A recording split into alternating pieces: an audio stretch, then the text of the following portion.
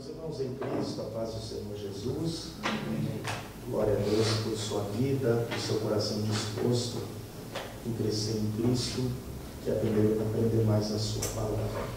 Nós vamos ler Efésios capítulo 6. Efésios capítulo 6 e versículo de número 10. Glória a Deus. Capítulo 6 de Efésios, versículo 10 a seguir. Nós vamos ler o versículo 10 até o versículo 18. Vamos cada um ler um versículo, por gentileza. Alguém pode ler o versículo 10? 6. Efésios. Quanto ao mais, sede fortalecidos no Senhor e na força do seu poder. Vistam de toda a armadura de Deus para poderem ficar firmes contra as ciladas do diabo. Porque não temos que lutar contra carne e sangue, mas sim contra os principados, contra as potestades, contra os príncipes das trevas deste século, contra as hostes espirituais da maldade nos lugares celestiais. 13. Por isso vistam toda a armadura de Deus para que possam resistir no dia mau e permanecer inabaláveis depois de terem feito tudo. 14. Estai, pois, firmes, cingindo-vos com a verdade e vestindo-vos da couraça da justiça. 15. E tendo os pés calçados com a prontidão do evangelho da paz. 16. Tomando sobretudo o escudo da fé, com o qual podereis apagar todos os dardos inflamados do maligno. 17. Tomar também o capacete da salvação e a espada do Espírito, que é a palavra de Deus. 18. Encerrar. Com toda oração e súplica, orando em todo o tempo no Espírito, e para isso vigiando com toda perseverança e súplica por todos os santos. Graças a Deus. A proposta dessa noite é falar um pouquinho a respeito de guerra espiritual. Na verdade, esse é um tema muito extenso e talvez alguém que esteja aqui já tenha tido algumas experiências de guerra espiritual e poderiam contar muita coisa para a gente. Mas um pouquinho que Deus tem me ensinado a respeito disso, depois de alguns dias de estudo, eu fiz uma apostila, escrevi algumas coisas e em alguns minutos eu quero transmitir algumas realidades espirituais a respeito desse contexto, desse tema. Como que a gente está em um ambiente de paz, de graça, de comunhão, e quando isso acontece, o óleo ele e se Deus quiser falar conosco aqui, Ele vai falar. Ele tem total liberdade para fazer isso. Se Deus quiser batizar alguém que não é batizado no Espírito Santo, Ele pode fazer. Quero louvar a Deus antes de iniciar a vida do irmão Dilson. Deus te abençoe. Todos os jovens. Eu creio muito nessa geração que está se levantando. Creio muito de fato, de verdade. Vamos lá. Se existe uma verdade, a verdade é essa: que se nós não formos guerreiros, nós seremos vítimas dessa guerra. E já que o diabo ele não conseguiu parar a igreja, ele trava algumas batalhas, alguns combates para diminuir a sua força de impacto, não é? Para diminuir a sua força de operação, o seu poder de alcance, seu poder de ataque. É por isso que é travada a guerra espiritual. Em qualquer exército, em primeiro lugar, se examina o adversário. Qualquer exército, antes de se aparelhar para uma guerra, examina o adversário. Quem é nosso adversário? Paulo ele escreveu dizendo que nossa luta é espiritual. Não é contra a carne nem contra o sangue. Aí ele mostra como é a organização do mundo espiritual do reino adversário, contra principados, contra potestades, príncipe das trevas deste século, e contra as hostes espirituais da maldade nos lugares celestiais. Ele estabelece onde é o campo de batalha, onde é o campo de guerra. E tem 5 R's. Se alguém quiser anotar, alguém que está no Facebook também quiser anotar isso, existem 5 R's da guerra espiritual. O primeiro R é reconhecer. Nós precisamos saber quem é o nosso adversário. Nós precisamos saber quem é de fato o nosso inimigo nessa guerra. Primeiro, nós temos que reconhecer quem é ele. Segundo, nós temos que resistir. A expressão na epístola de Tiago é essa: resistir ao diabo, e ele fugirá de vós. Essa expressão resistir quer dizer calçar o pé e olhar olho no olho e dizer: não saio da minha posição, não saio do meu propósito, não saio do meu pacto de consagração. Segundo R é resistir. Terceiro R, rejeitar. Você reconheceu, você resistiu, aí você rejeita, diz: não quero. O quarto R da guerra espiritual é este: revisar. Pois todo exército que se aparelha para uma batalha, que não revisa os seus guerreiros, ele corre um grande risco de se tornar uma presa fácil. Não é, gente? Corre um grande risco de se tornar um alvo fácil para o adversário. O quinto R é repreender. Repreender. Jesus disse que nos daria poder para repreender toda a força das trevas, todos os demônios. Existe uma realidade, eu quero que você preste muita atenção e guarde isso no seu coração. Existe uma realidade da guerra que é essa. Primeiro, você não pode de forma alguma menosprezar o seu adversário. Porque se você menospreza o adversário, você fica mais vulnerável ainda. E segundo, você não pode supervalorizar o seu adversário. Se o primeiro te deixa um alvo fácil e frágil, o segundo te deixa um alvo com medo. Porque todos aqueles que tentaram um dia menosprezar o adversário os pisou. E aqueles que superestimaram o adversário, eles se tornaram guerreiros medrosos. Gente medrosa. Jesus disse para Jairo assim: Jairo, não temas, crê somente. O que impede a operação da fé não é a incredulidade, é o medo. Glória a Deus. O que impede a manifestação da fé, e essa guerra é espiritual, então ela é movida, o combustível é a fé.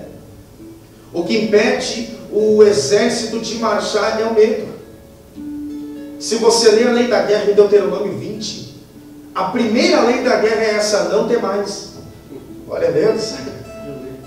Porque essa guerra, Davi, é uma guerra que é feita por fé.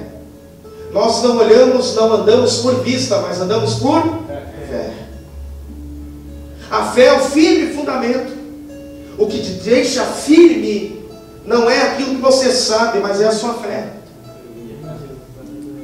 O que te deixa com os seus pés cravados na rocha que é Cristo não é a sua habilidade nem seu talento, é a fé. Porque tem gente que não tem talento, mas é cheio de fé. Tem gente que não tem tanta habilidade com o microfone na mão, mas é cheio de fé, ora por alguém e acontece. Glória a Jesus, aleluia. A primeira lei é essa: não tenha medo, porque o medo bloqueia a fé. Amém? Amém. Glória a Deus ou não glória a Deus? Vamos lá. Existe outra realidade, depois nós vamos entrar nas armaduras, eu creio que haverá uma grande manifestação de Deus. Amém. É verdade. Glória a Jesus, aleluia. Eu creio. Amém, amém. Nós não podemos, primeiro, naturalizar o espiritual. E segundo, nós não podemos espiritualizar aquilo que é natural. Eu já vi testemunhos de obreiros que deram um copinho de água para endemoniar, dizer: calma, você está muito nervoso. A pessoa virando os bancos dentro da igreja e alguém dizer: gente, dá um copinho de água lá para aquela moça que está muito nervosa. Nós não podemos naturalizar o espiritual e nem espiritualizar o natural. Nós temos que ter discernimento do espírito para entender de onde vem a fonte. Os discípulos estavam apavorados, jogando água para fora do barco, dizendo: Jesus, a gente vai morrer. E o Senhor não vai fazer nada, não te importa que a gente pereça? O Senhor anda sobre as águas, mas a gente não consegue. Não te importa que a gente morra? Jesus olha e diz: isso daqui não é natural não, gente. Essa tempestade não vai ser vencida com um balde de água. Essa tempestade vai ser vencida repreendendo aquele que a causou. Aí Jesus levanta e vai para a ponta do barco e diz assim, ó: e repreendeu a fúria do vento. E repreendeu não as águas, mas a fúria que agitava as águas. Às vezes a gente quer jogar a pessoa para fora dizendo: sai daqui que eu não quero mais ser teu amigo. Mas não é a pessoa, é algo por trás. Ah, mas o meu pai é um... mas a minha mãe é meu amigo, meu irmão, esse aqui. Mas você tem que ver que existem algumas vezes uma operação por trás. E o que tem que sair não é a pessoa, o que tem que sair é o espírito que incomoda essa pessoa. O que tem que sair não é as pessoas que estão sendo incitadas e motivadas por espíritos de demônios. O que tem que sair é essa manifestação. E deixa eu dizer, talvez eu esteja pregando agora para alguém ali, ó. Trocar de lugar não resolve problema. Eu vou trocar de congregação, não resolve problema. Ah, eu vou mudar de cidade, não resolve problema. O que resolve problema é se ajoelhar diante de altar e dizer: quero ser diferente. Amém até aqui? Amém. Às vezes a gente fica meio profeta assim. A gente ia ver, né?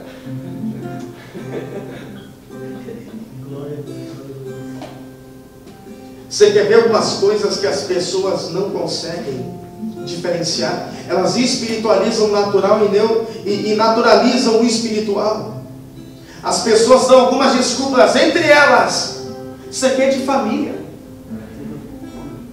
Não é de família. Todo mundo separou. Tataravô, meu bisa, meu avô, meu pai, meu tio, meu irmão, meu primo. Todo mundo separou, é de família, tem nada a ver. Capeta. Demônio. Você quer ver outras coisas? Que as pessoas, as desculpas que as pessoas dão. Uns dizem é de família, outros dizem é pura coincidência. Coincidência. Eu só fui outro dia, dei um passe lá num terreno, mas não tem nada a ver uma coisa com a outra. Só fui lá, me benzi outro dia, mas nada a ver. Capaz, não tem nada a ver aqui. Você quer ver outra coisa? Desastres na área sentimental. Tem vezes que o camarada é ruim mesmo, mas tem outras vezes que é o diabo. Aleluia. Glória a Deus.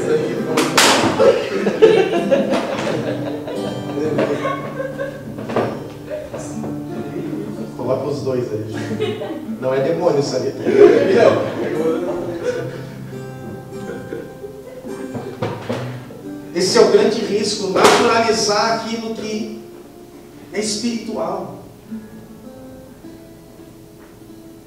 Glória a Deus.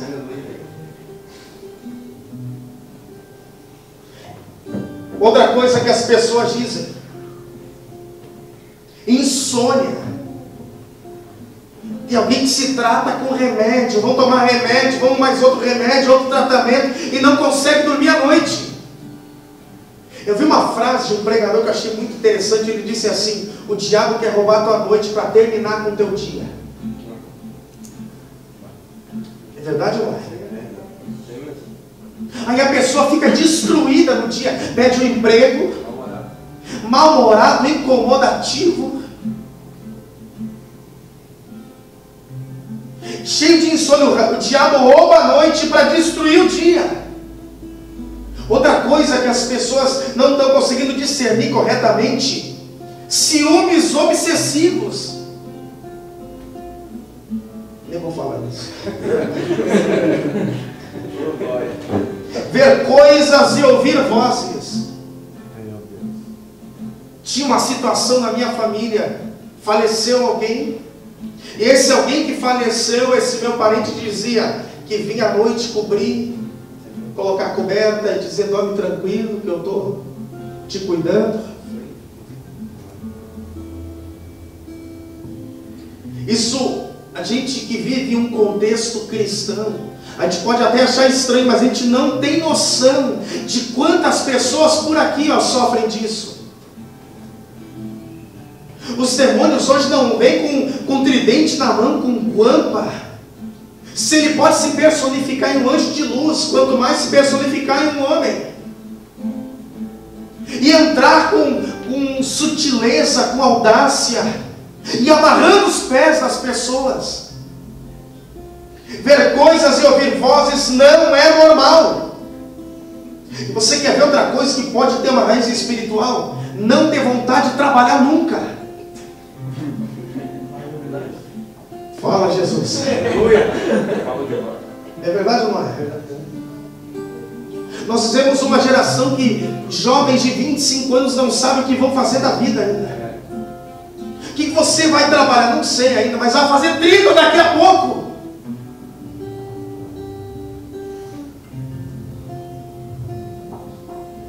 Outra coisa: ficar incomodado, irritado e cansado em horários de culto.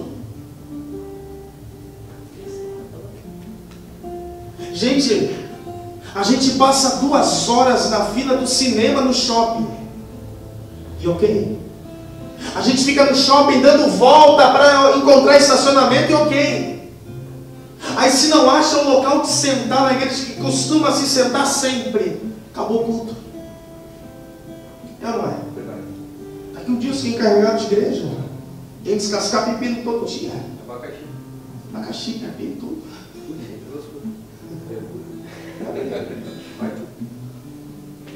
Não é normal as pessoas se sentirem irritadas no culto, incomodadas com a pregação, incomodadas com o louvor. Isso é demônio. Outra coisa: recaídas em antigos vícios. Tem pessoa que não consegue se firmar nunca.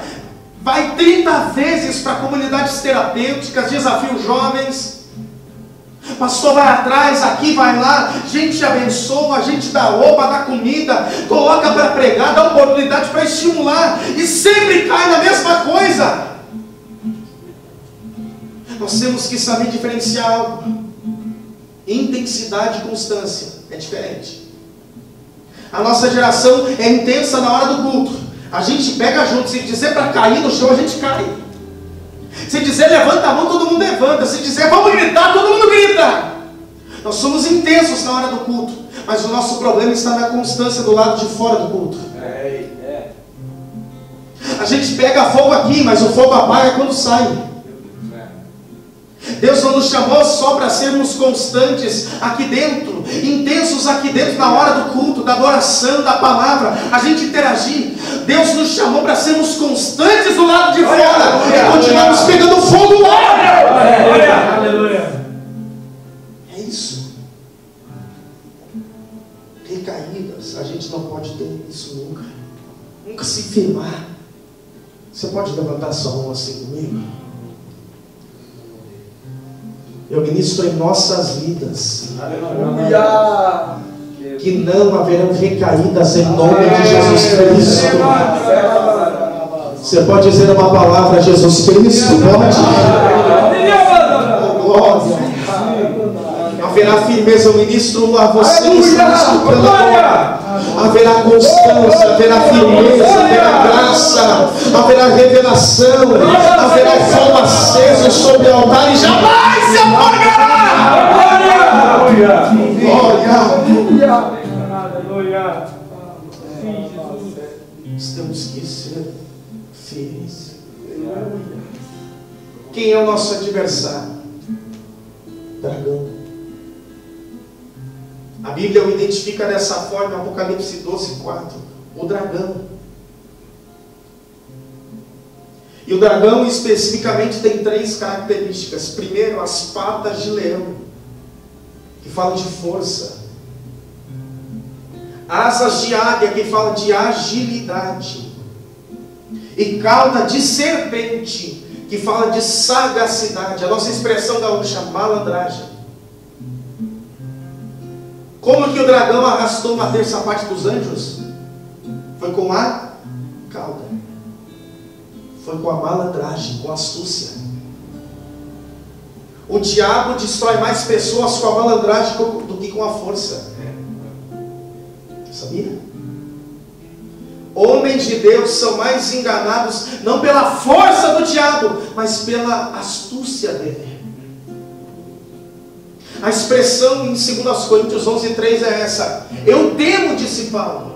Olha, Paulo não tinha medo de nada, gente. Paulo enfrentava naufrágio pelo reino. Paulo era açoitado pelo reino. Mas ele dizia: de uma coisa eu tenho medo, que vocês sejam enganados. Assim como Adão e Eva foram enganados no Éden, de alguma forma vocês sejam engodados, enganados, e se apartem da simplicidade que há em Cristo. Jesus disse: se os últimos dias não fossem abreviados, haveria engano até entre os escolhidos. O diabo destrói mais homens de Deus com engano do que com a sua força. Está Paulo indo pregar, isso em Atos 16, e alguém atrás de Paulo dizendo: escutem a mensagem desse homem, ele é um santo homem de Deus. Escuta a mensagem desse homem, ele é um santo homem de Deus. Diz a Bíblia assim, ó: e Paulo se perturbou e disse: nem todo elogio vem de Deus, não. Ele viu a fonte. Ele disse: demônio, pode botar a mão para trás. Pode manifestar, demônio. E na hora era um espírito de adivinhação. Eu não lembro quem falou isso, eu vi na internet esses dias. A popularidade está matando mais homens de Deus do que a perseguição. O aplauso, escuta, olha a mensagem dele. Aí vai o homem de Deus pomposo e orgulhoso e quebra a cara. Porque Deus não divide glória com ninguém. Aleluia. O aplauso tem matado mais homens do que a espada. A bajulação tem matado mais homens do que pedradas. Glória a Deus ou não? Glória a Deus. Glória a Deus. A gente precisa se firmar como nunca. Eu vou falar só um pouquinho sobre as armaduras aqui. Agora é 9h15 já, gente. Vamos ter umas. Preciso fazer aqui.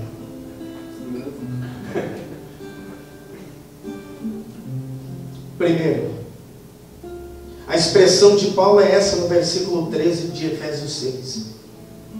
Tomai toda a armadura de Deus para que possais resistir no dia Então Paulo está dizendo o seguinte: quando o dia mal vier, não sai correndo atrás de uma armadura. Quando o dia mal vier, já esteja com a armadura. Aleluia. Porque as pessoas são especialistas em comprar azeite na hora que o noivo já chegou. Eita. Glória. Tem que anotar isso depois. Está gravado. As pessoas são especialistas a correr atrás do atrasado, a chorar leite derramado. Aí Paulo está dizendo: os dias de guerra oscilam. Tem dia que não é dia amado, tem dia que é dia de paz. E nesses dias de paz, o que você fizer nesses dias vai definir o que você vai ter, ser, fazer e conquistar no dia mau. A gente é treinado a resistir no dia mau. E Deus está dizendo através da palavra: se está tudo bem, vigia mais ainda.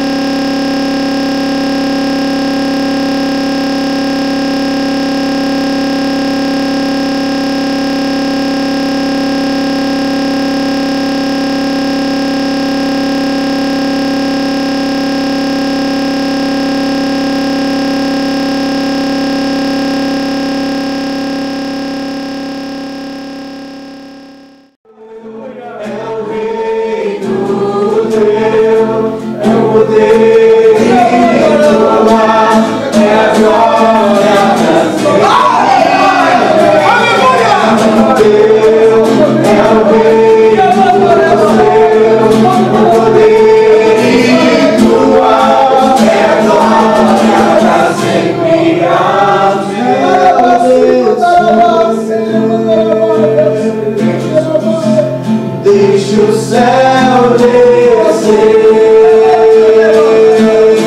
Vem, meu Pai, deixa o céu descer. Deixa o céu descer.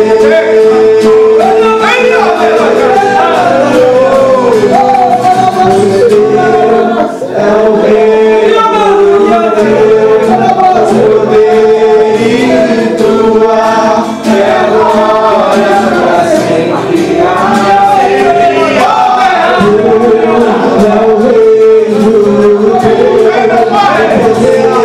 e tua é glória pra sempre. Eu diminua, Ele apareça, eu me constranja com a sua glória e todo o Senhor, infinita humildade, servo de todos os irmãos, que enriqueça, eu diminua, Ele apareça, eu me constranja com a sua glória e todo o Senhor, infinita humildade, servo de todos, que eu diminua, apareça e eu me constranja com a sua glória.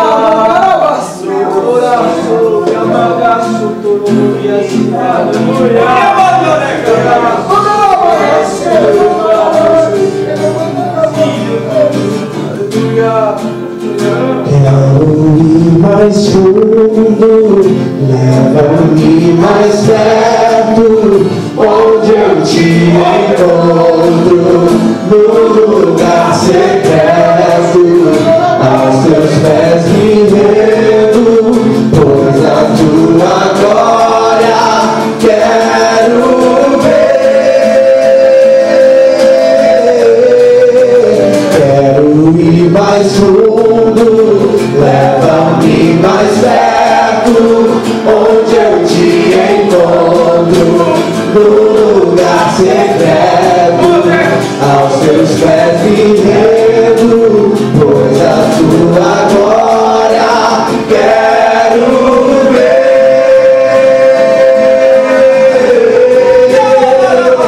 Tudo que eu mais quero é te ver, me envolva com tua glória e poder, tua majestade é real, tua voz é boa em meu ser. Tudo que eu mais quero é te ver, me envolva com tua glória e poder, tua majestade é real, tua voz é boa em meu ser. Tudo que eu mais quero é te ver, me envolva com tua glória e poder, tua majestade é real. Tudo que eu mais quero é te ver, me envolva com tua glória, tua majestade é real, tua voz é boa em meu ser. Meu coração te pertence. Cante mais profundo do mar.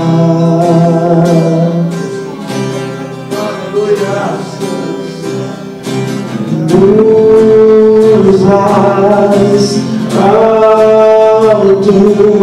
céus,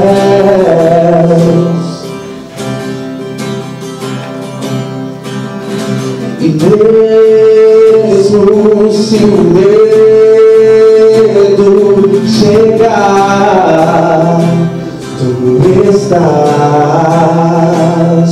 comigo, nunca esteve longe de mim. Cante no coração. O meu coração te pertence, o meu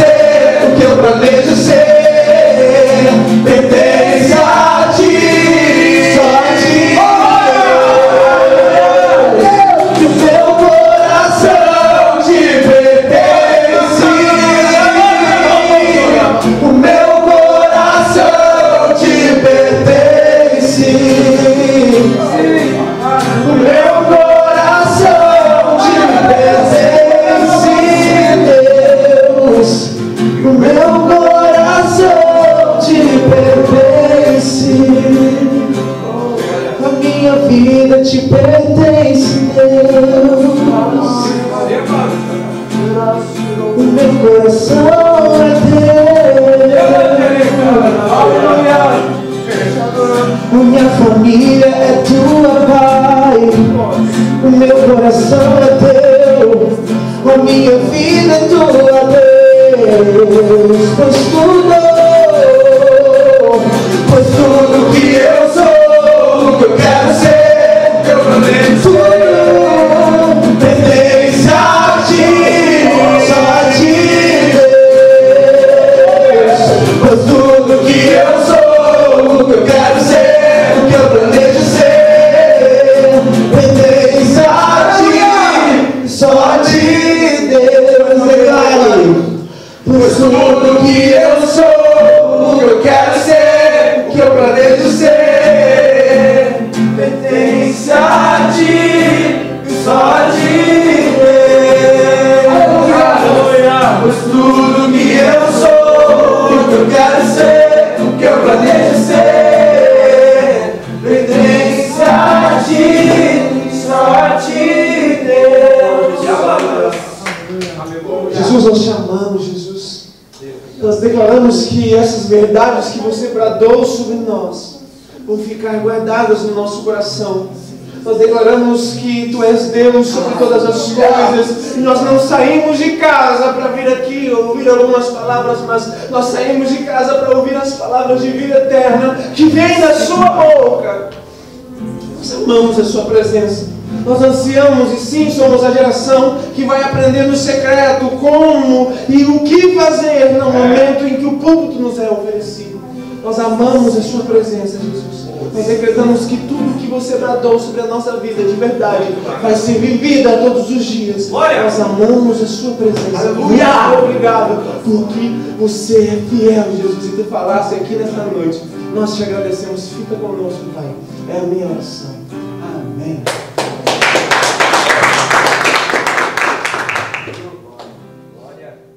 Aleluia.